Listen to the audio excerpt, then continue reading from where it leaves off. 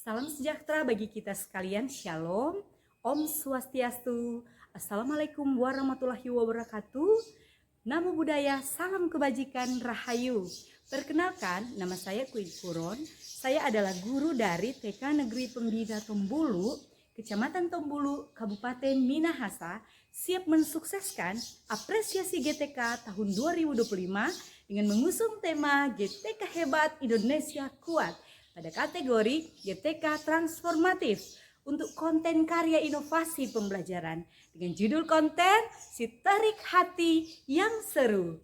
Terima kasih. Ada 6 aspek perkembangan yang harus dikembangkan pada pendidikan anak usia dini.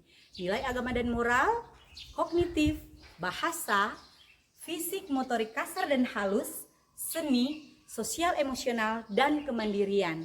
Yang sekarang ini telah dielaborasi menjadi 3 capaian perkembangan, yaitu jati diri, nilai agama dan budi pekerti, dasar-dasar literasi, dan STEAM. Nah, keenam aspek ini tidak terpisahkan dari 3 kompetensi, yaitu ranah afektif atau sikap, ranah kognitif atau pengetahuan, dan ranah psikomotorik atau keterampilan. Semuanya harus berjalan seimbang untuk membantu pertumbuhan dan perkembangan anak usia dini.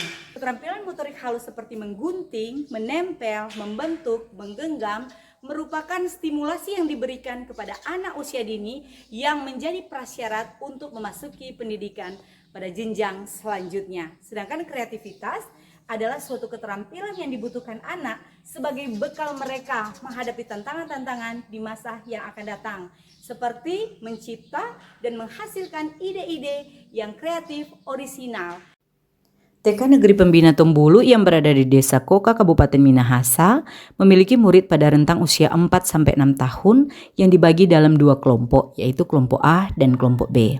Berdasarkan pengamatan saya pada kelompok B usia 5-6 tahun, anak-anak masih rendah dalam keterampilan motorik halus dan kreativitas.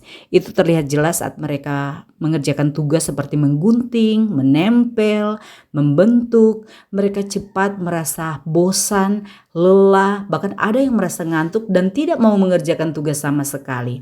Selain itu, keterbatasan media ajar yang menarik juga menjadi salah satu permasalahan di dalam kelas.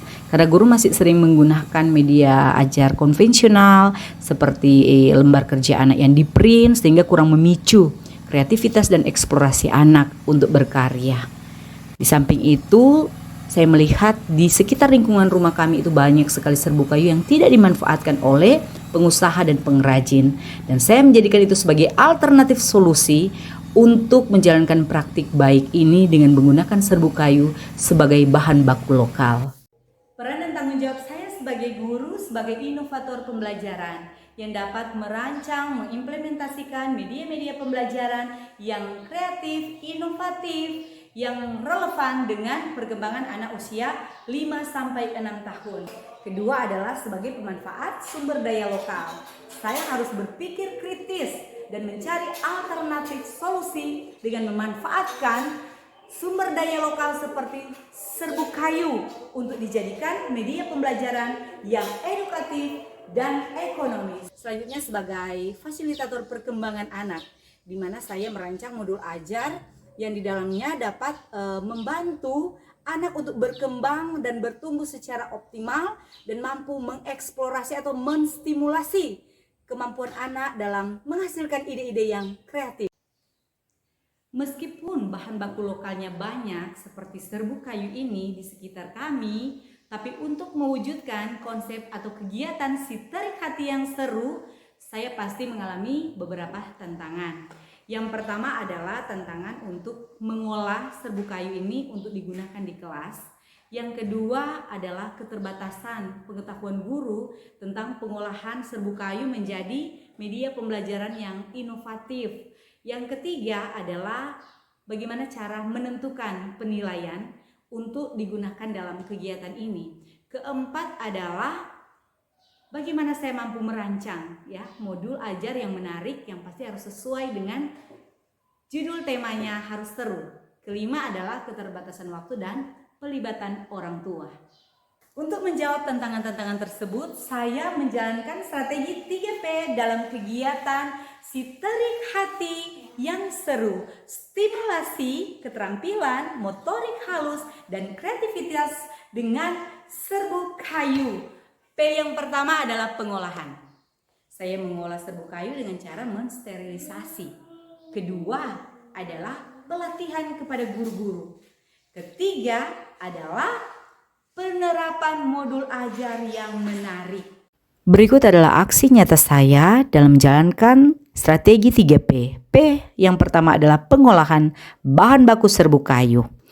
Saya memastikan bahwa bahan baku ini aman digunakan di kelas dengan cara dijemur dan dikeringkan agar tidak menyebabkan iritasi pada kulit anak bahkan mengganggu saluran pernafasan anak, sehingga ini aman digunakan di dalam kelas.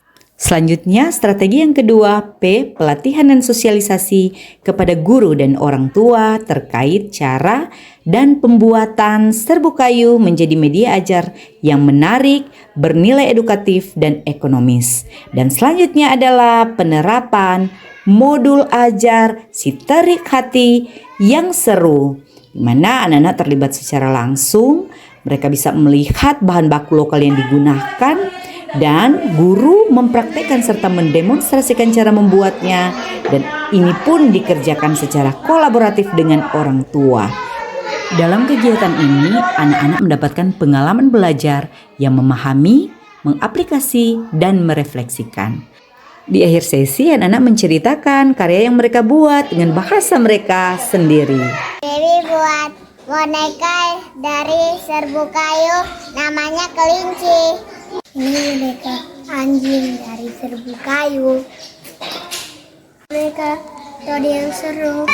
Boneka seru. Tambah yes. Berikut ini adalah respon atau umpan balik dari anak-anak, orang tua, dan guru-guru terkait kegiatan Si Terik Hati yang Seru. Bagaimana perasaannya membuat boneka seru? Senang sekali. Yes, good. Halo Pinggan dan Aili. Bagaimana perasaannya membuat boneka seru? Senang. Mau buat lagi? Ya, sangat bermanfaat sekali Bun, karena bisa membantu anak dalam membentuk motorik halusnya dengan bantuan Bunda dan serta kolaborasi dengan kami orang tua. Dan anak-anak dapat berkreasi dengan membuat boneka serunya. Misalnya kepada peserta didik, mereka merasa senang, ya, mereka belajar sesuai dengan bakat minatnya, kemudian mengembangkan kreativitas mereka, terutama dalam hal motorik halus mereka. Kemudian dampak ketika adanya kolaborasi antara orang tua dan anak, yaitu memberikan suasana belajar yang menyenangkan.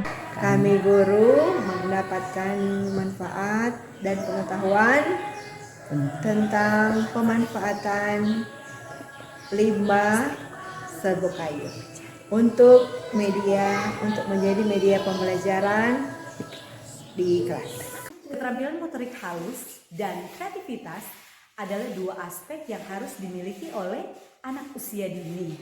Sedangkan memanfaatkan sumber daya lokal mampu menstimulasi kreativitas, eksplorasi, serta imajinasi anak sejak dini. Karena apa?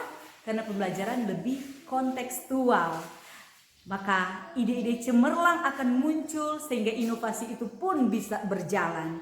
Maka lahirlah guru-guru yang inovatif dan transformatif yang mampu menciptakan suasana belajar yang berkesadaran, bermakna, dan menggembirakan. GTK hebat, Indonesia kuat. Terima kasih.